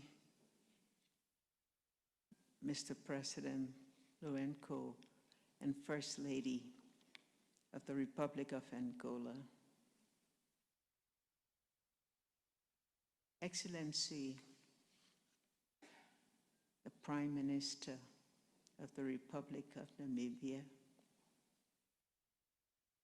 Excellencies, please allow me to stand on the protocol of the many other excellencies that have spoken here or have been able to speak to us online.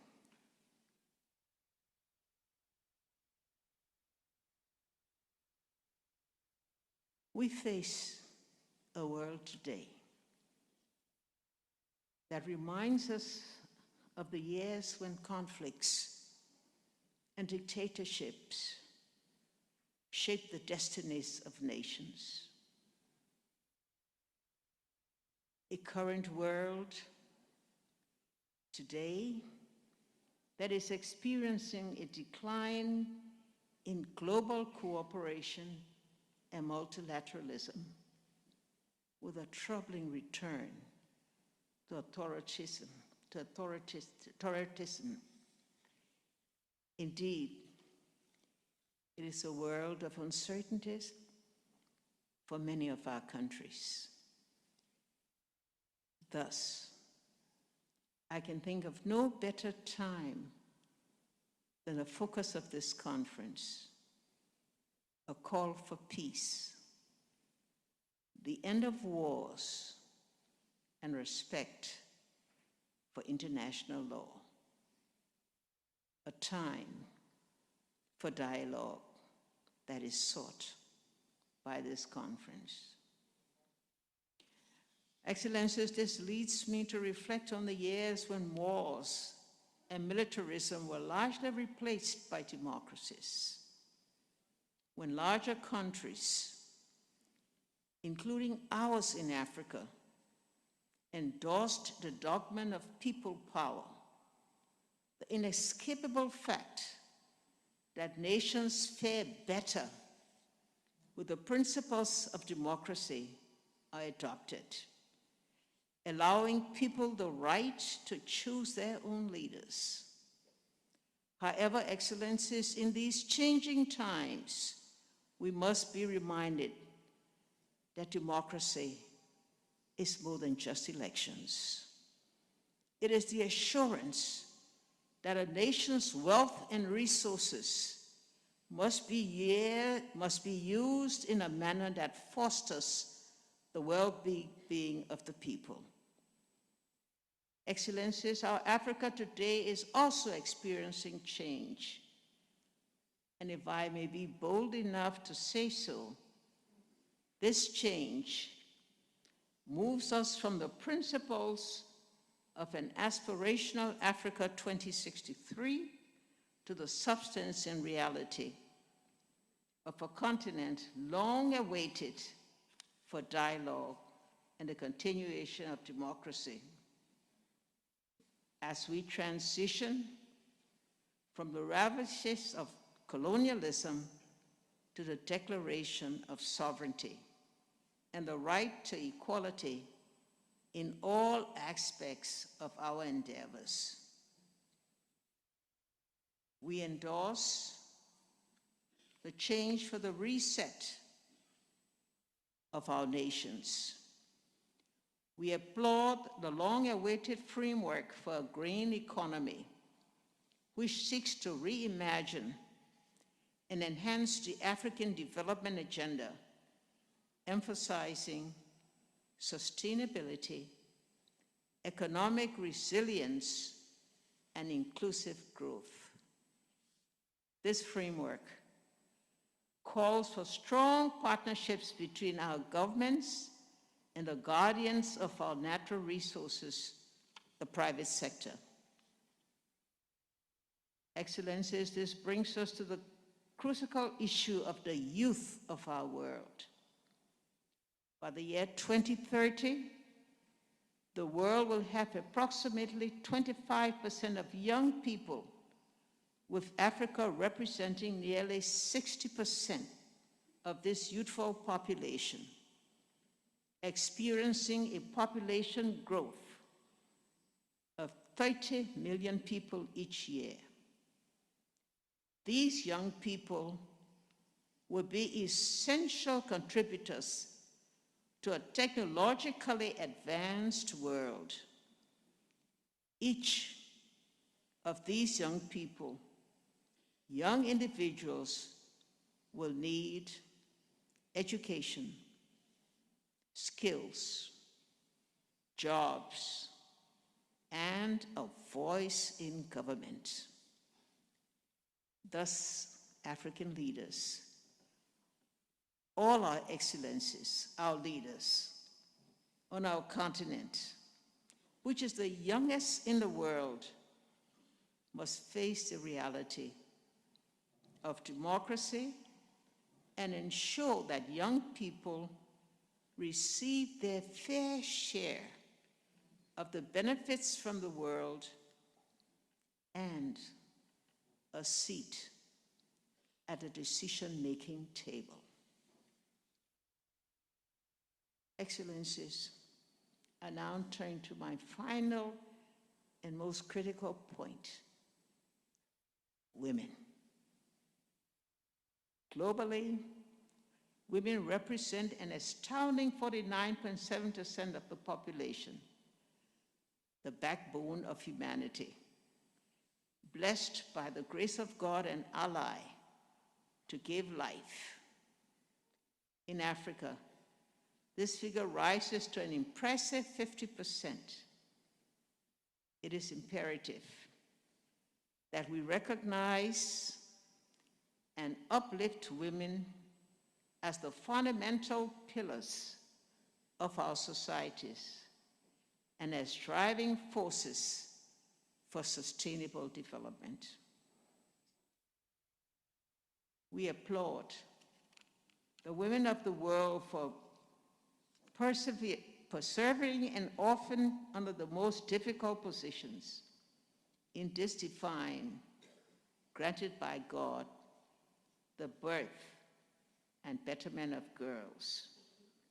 We also commend many of you leaders in Africa and elsewhere in the world who have adopted policies and initiatives that have contributed to the achievement that we can celebrate today in the many women, including our icon, the woman president, current president of Namibia, and her sister, the current president of the Republic of Tanzania.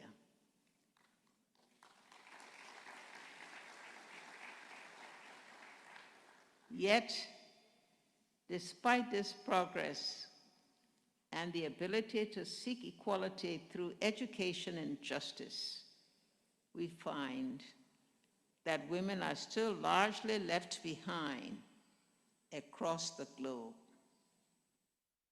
For example, on 31st December 2026,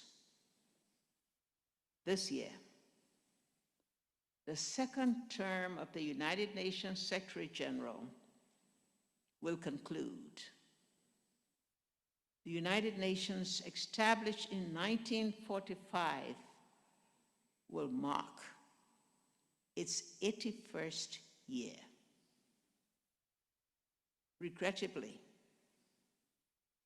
no woman during this entire period has been granted the opportunity to hold this position. Excellencies, I can think of no better policy of the world, of any nation, that urgently requires reform.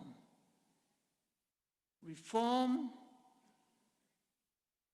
on the representation, the inclusion of women in leadership. By prioritizing their participation, we unlock immense potential, and we drive transformative progress. At this summit, which emphasizes the need for dialogue, the need for reform, as this center recognizes the role that has been played by youth and women, those who on today the transformative actions of Africa and the world will largely depend. At this summit, let us take the words of His Excellency, the President of Angola, in everything that he does, in what he emphasizes, in what he has proven by the result in his nation, that it's time, Excellencies, for business. It's time for progress. It's time to move away from all that we talk, conference after conference.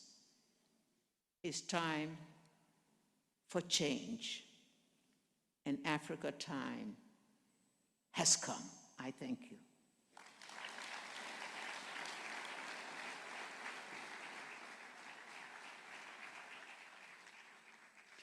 Agradecemos We thank you the intervention by Her Excellency Ellen Johnson Sirleaf, former President of the Republic of Liberia. Now, with high honor, we invite Her Excellency Catherine Samba-Panza, former President of the Central African Republic.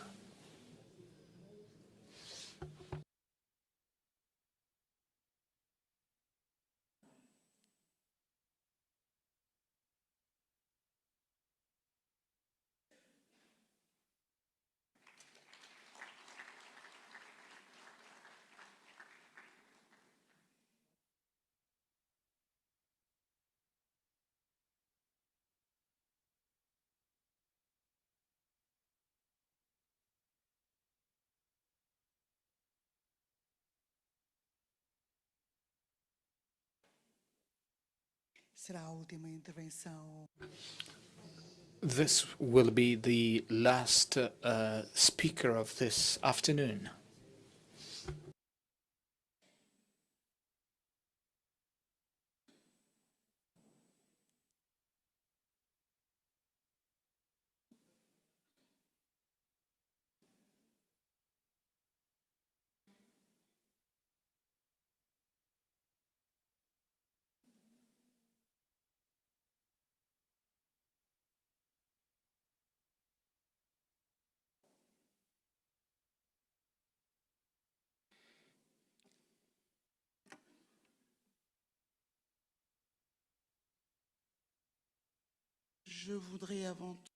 First of all, I would like to present my apologies to the President of Angola and to all personalities present here for having kept you waiting in order to check my intervention on the phone.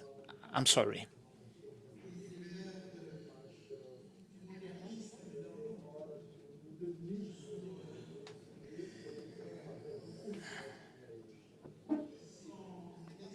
Your Excellency, João Manuel Gonçalves Lourenço, President of the Republic of Angola and distinguished First Lady, Your Excellency Miguel Mudartino, and Secretary General of the United Nations and the High Representative of the Alliance of Civilization of United Nations, UNAOC, and Special Envoy of United Nations for the fight against Islamophobic.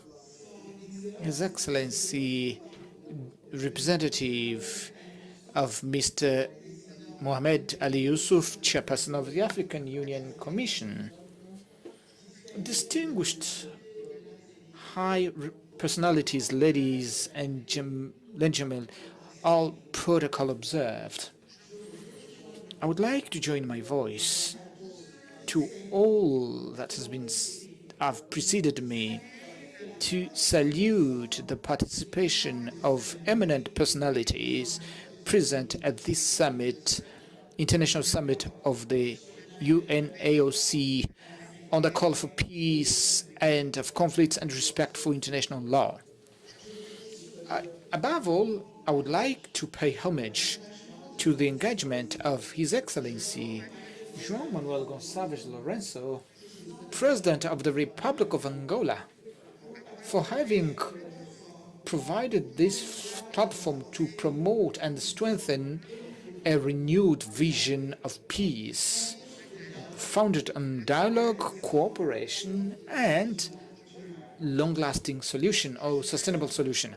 I'd like to salute the initiative by Alliance of Civilization of the United Nations for this urgent call to humanity to put an end to this vicious cycle of violence and destruction that has marked the recent history of the world.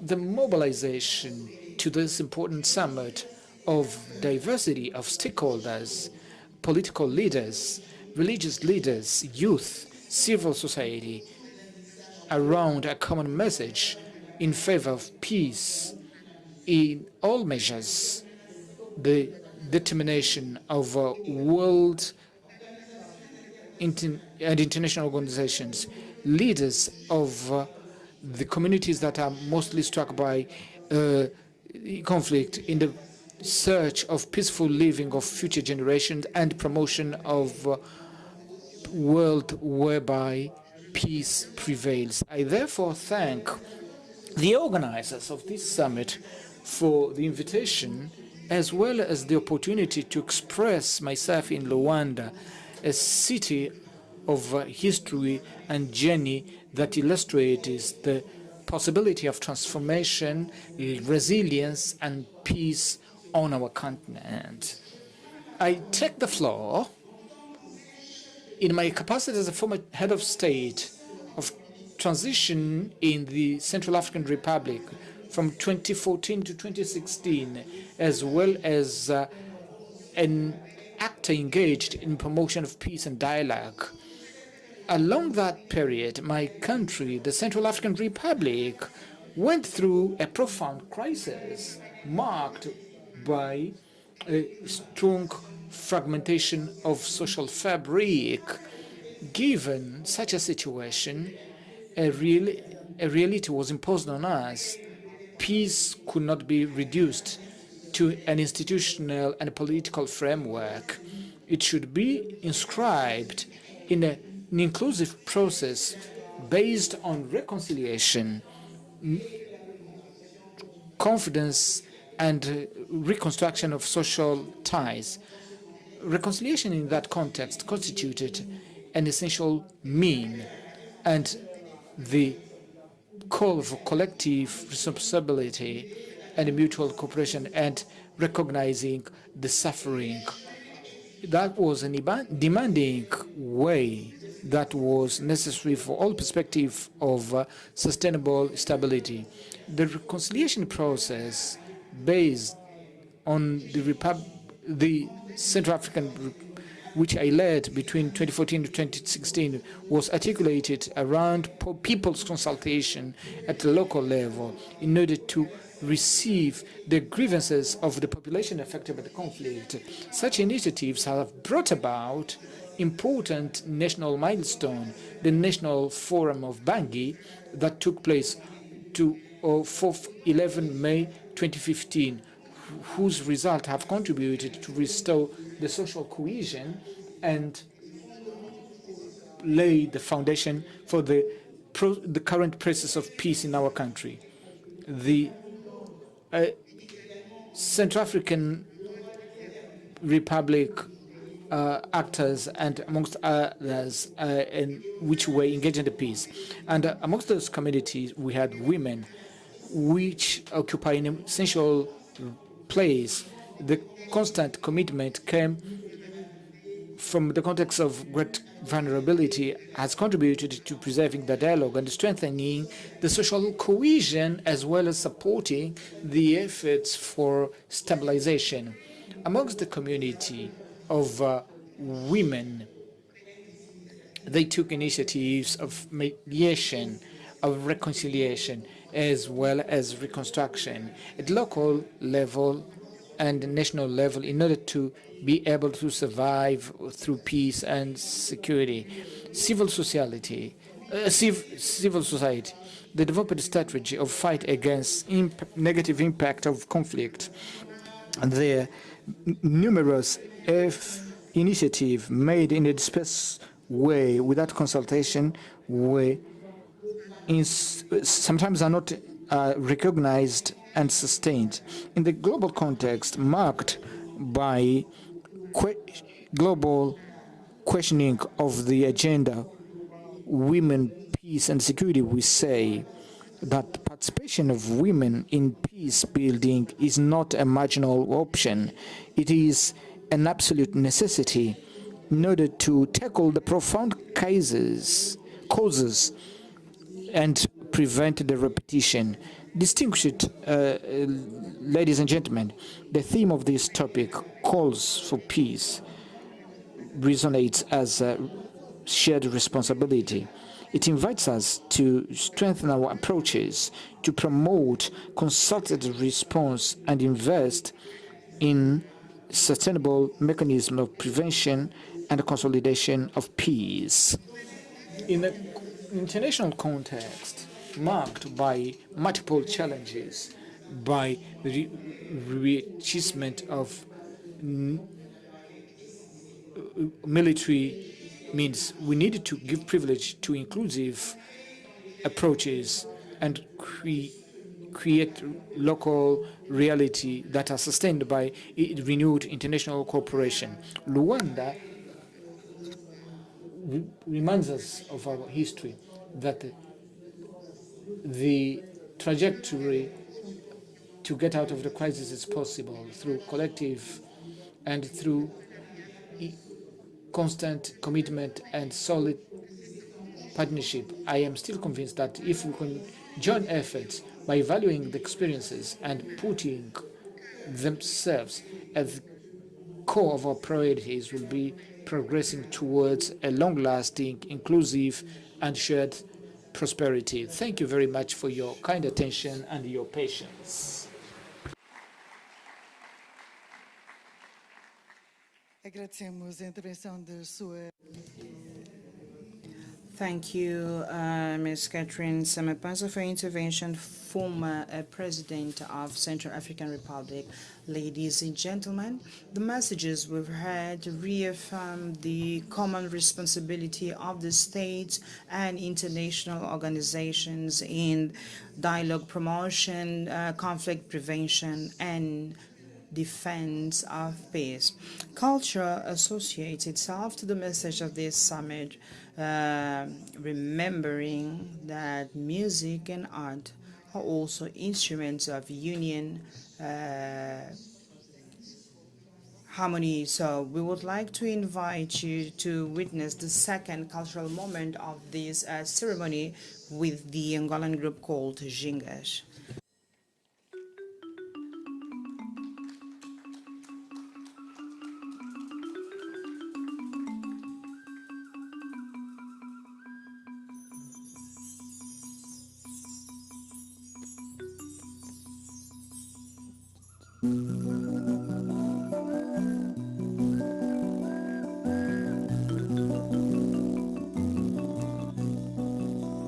Balo mukanji mukwaji washidila ikokani yangu mukutimamba mukulenga kashidi kongwe iluka mumbanu benya ashikula mesume mawila utale ushituwa tukunsambi paletwe mansambi menya menya adiru umatari matalandula Menya puluka ni dishi Udibala yanateka Ukalandola Kalandula Kalandula Kalandula walele Zenu mutale Kalandula Kalandula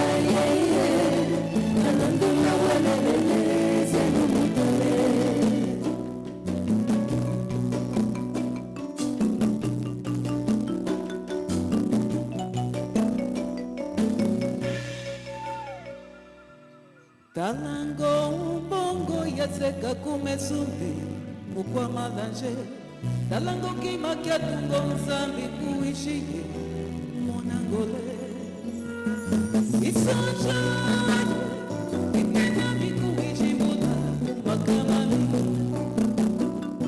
Kalandole aimwene watono kansambi malunde malunde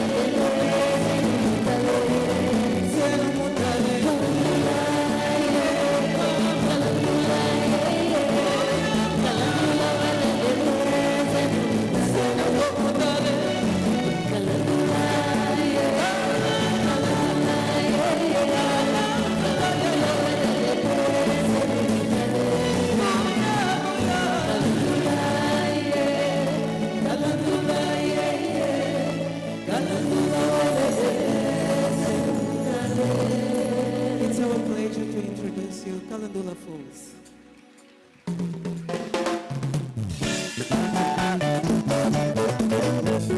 Sinto orgulhosa de ser africana. Meus antepassados todos nasceram aqui. Filha legítima do mundo, rainha, minha África. Sinto-me orgulhosa de ser africana. Meus antepassados todos nasceram aqui.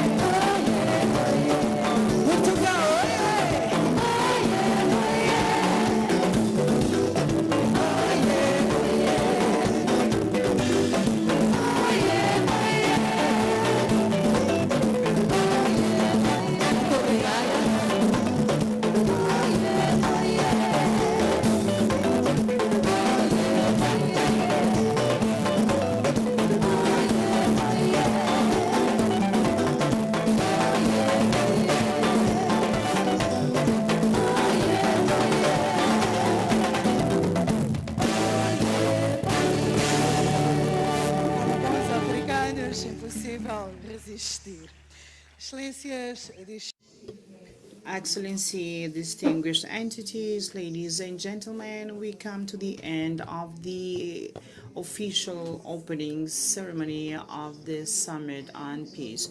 We will continue with our sessions, thematic sessions tomorrow dedicated to the role of religious leaders, faith in the promotions of dialogue and Pacific cohabitations, youth participation in conflict preventions and the constructions of a peace culture, the women's contributions for dialogue and impact of contemporary dynamics of conflict and analysis of impact on mercenary activities on peace, security, and social cohesion. On behalf of the organization, we would like to thank you all for your presence and participation.